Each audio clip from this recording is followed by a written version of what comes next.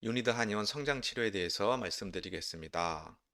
첫 화면은 에펠탑이 보이는데 에펠탑 위에 저렇게 큰 무거운 물체가 올라가 있다면 에펠탑은 견디기 힘들 겁니다. 이 머리가 몸에서 굉장히 무거운 무게로 목뼈 가장 위쪽에 올려져 있다는 거고요. 그래서 전체의 균형이 중요하고 척추가 중요하다고 하는 것을 말씀드리기 위해서 첫 화면을 저렇게 놓아 봤습니다.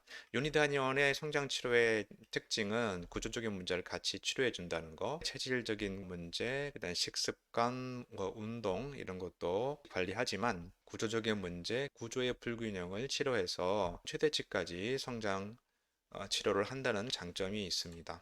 저희 한의원에서 치료받은 환자들의 이렇게 통계를 내봤는데요. 뭐 저희는 이제 3개월에 2cm 정도가 치료의 목표가 되는데 그 기록을 보면 13살, 뭐 11살, 12살, 13살, 15살까지 연령층에서 짧게는 3개월, 길게는 1년 6개월 정도까지 치료해서 우리가 거두었던 성과를 표로 만들었습니다.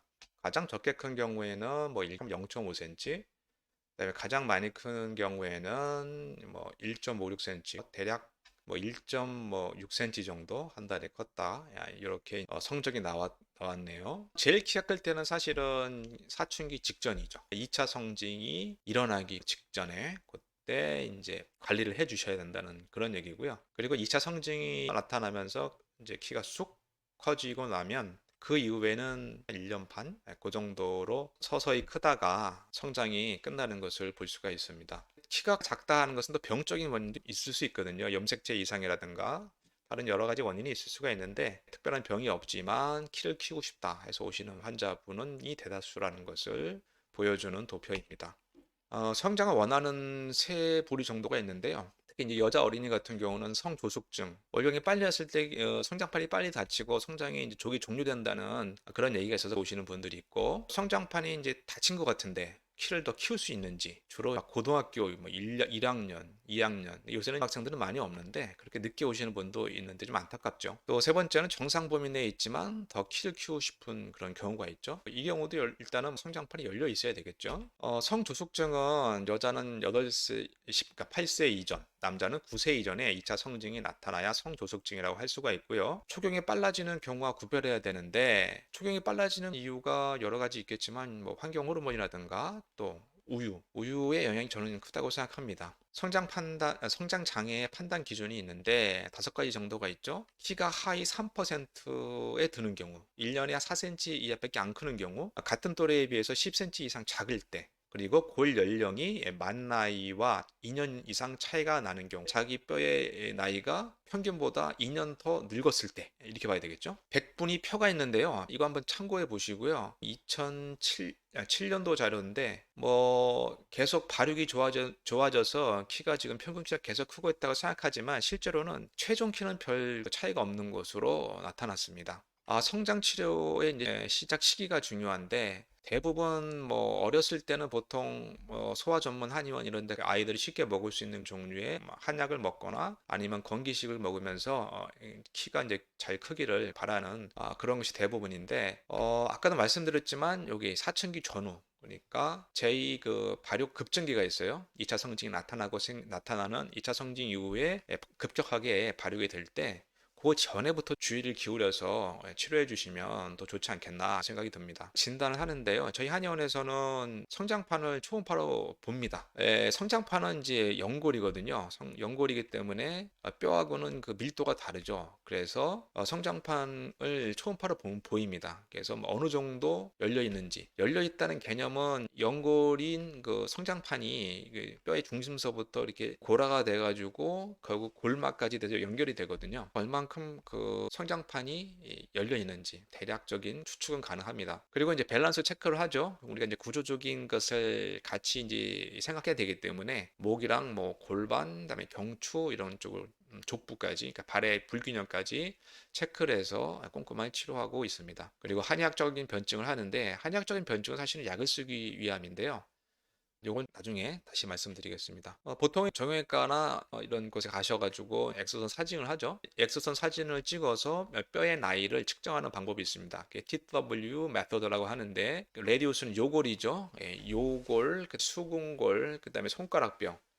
20개에서 13개 정도의 주요 손뼈를 기준으로 해서 표준 아틀라스랑 비교해서 뼈 나이가 어느 정도인지를 이제 알아보는 거죠. 이런 식으로 이렇게 표준 아틀라스가 있는 거죠. 표준 아틀라스하고 그 환자의 뼈 사진을 비교해 가면서 이것이 몇 세와 가까운 하나하나를 다 점수를 매기게 되고, 점수의 총계를 가지고 뼈 나이가 몇 살이다, 뭐 이렇게 판단을 하는 것이죠. 초음파 방식의 측정기가 있었습니다. 주로 손목에 있는 연고를 이용해서 성장판에 초음파 비명을 발사하고 돌아오는 에너지를 측정해서 이게 평균적인 그것과 비교해서 뭐 어느 정도 인지를 파악하고 대략적인 뼈 나이를 측정하는 그런 방식이 있는데, 그 성장을 예측한다는 것이 변수가 많기 때문에 그 기기에서 예측했던 그거보다는 상당히 좀 부정확한 결과가 나왔어요.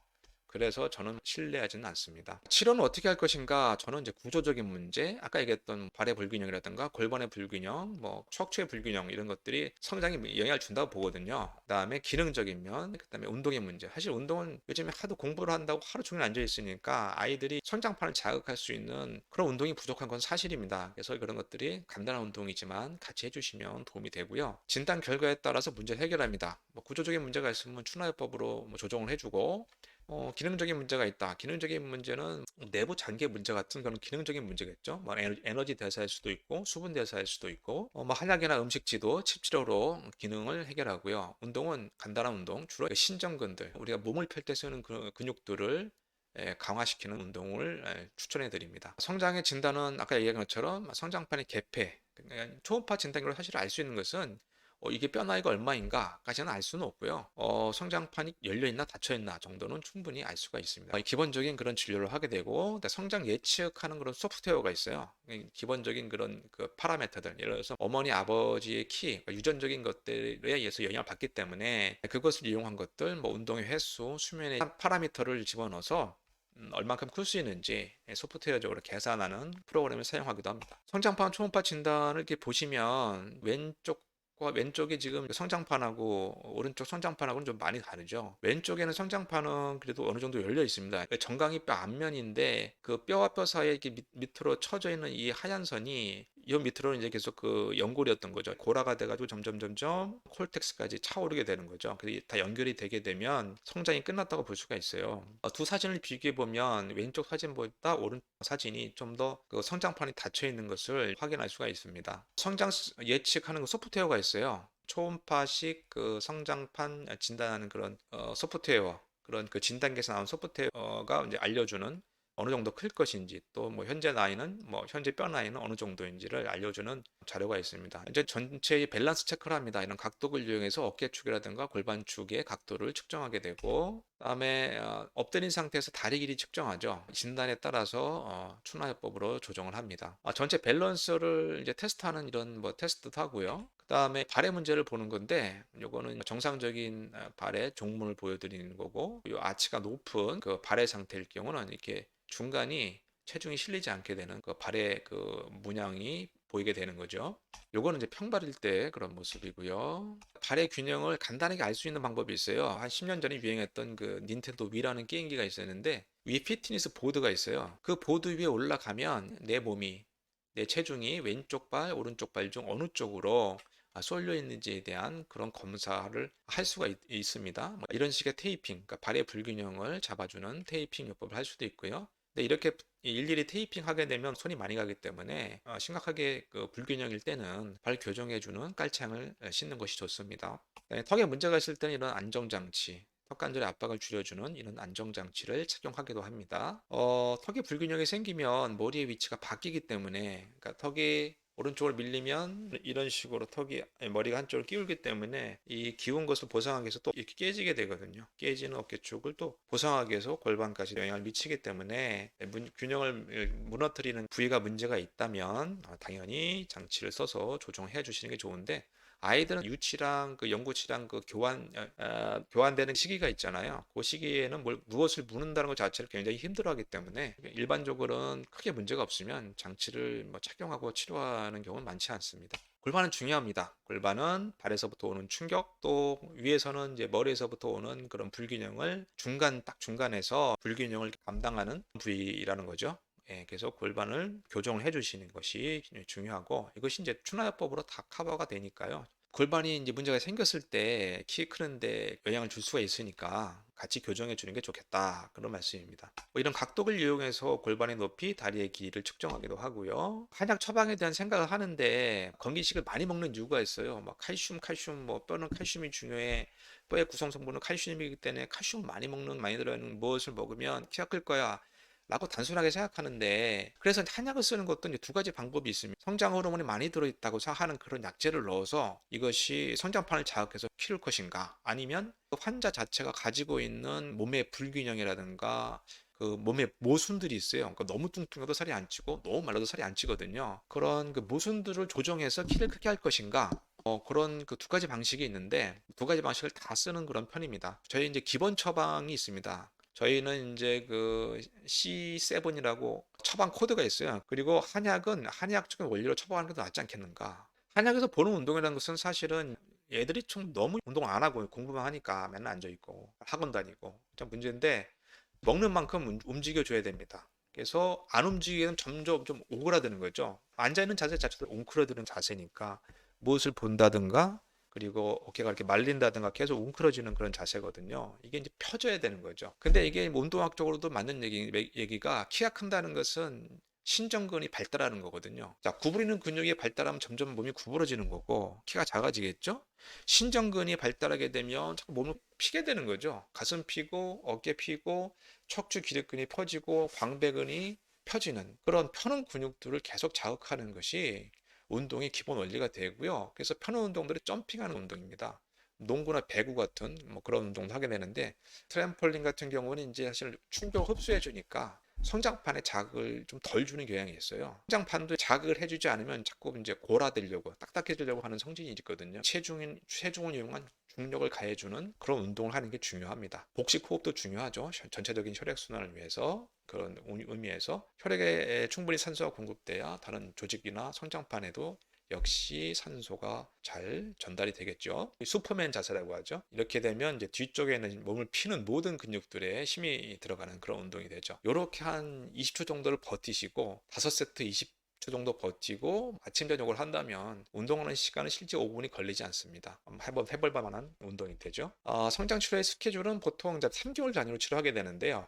일주일에 한 번에서 두 번. 근데 요새 뭐 학원을 많이 다니기 때문에 일주일에 한 번이라도 꼭 오셔서 치료 받으시면 좋고, 한 달을 기준으로 해서 이제 20일 동안 한약을 드시고 그 다음에 열흘 정도 쉬는 경우가 있고, 아니면 해독에 좋은 지장수를 열흘 정도 복용하는 그런 그 스케줄로 치료하게 됩니다. 그리고 3개월 내내 치료하죠. 3개월 내내 치료하게 되고, 치료는 1년을 주기로 치료하는 것이 이제 바람직합니다. 당부드리고 싶은 말은 그거죠. 성장 치료를 하게 되면 잘 큽니다. 근데 이제 부모님들이 착각하시는 게, 이제 크기 시작하니까 꾸준히 그냥 크겠구나 해서 이제 치료를 멈추시게 되는데, 그러다가 이제 치료를 끝나고 키가 잘 안 크는 경우가 많이 있더라고요. 그러니까 10명 중에 8명. 한의원을 한 동네에서 거의 한 16년 정도 한의원을 했기 때문에 오랜만에 오는 환자들 이렇게 물어보면 한 10명 중에 2명은 그냥 치료를 끝내도 잘 커가지고, 선생님 감사합니다. 선생님한테 고맙게 생각합니다. 선생님 덕분에 뭐 우리 어머니 아버님이 키가 큰 편은 아니었는데 저는 이렇게 많이 컸어요. 고마워하신 분들도 있는데, 보통은 관리를 하지 않고 치료를 중단하면 10명 중에 한 8케이스 정도는 좀 잘 안 크더라고요. 시간이 좀 많이 지나가지고 성장판이 거의 닫힌 그런 상태에서 와서 키를 키워달라고 하시면 어렵죠. 성장 클리닉을 하시게 되면 그냥 꾸준히 해서 치료해 주는 게 도움이 되지 않을까, 그렇게 생각이 합니다. 유니단원에 오시면 정확하게 진찰과 진단을 하고 그 모순을 찾아내서 그 모순을 해결하는 치료를 하고 있습니다. 도움이 되셨기를 바랍니다.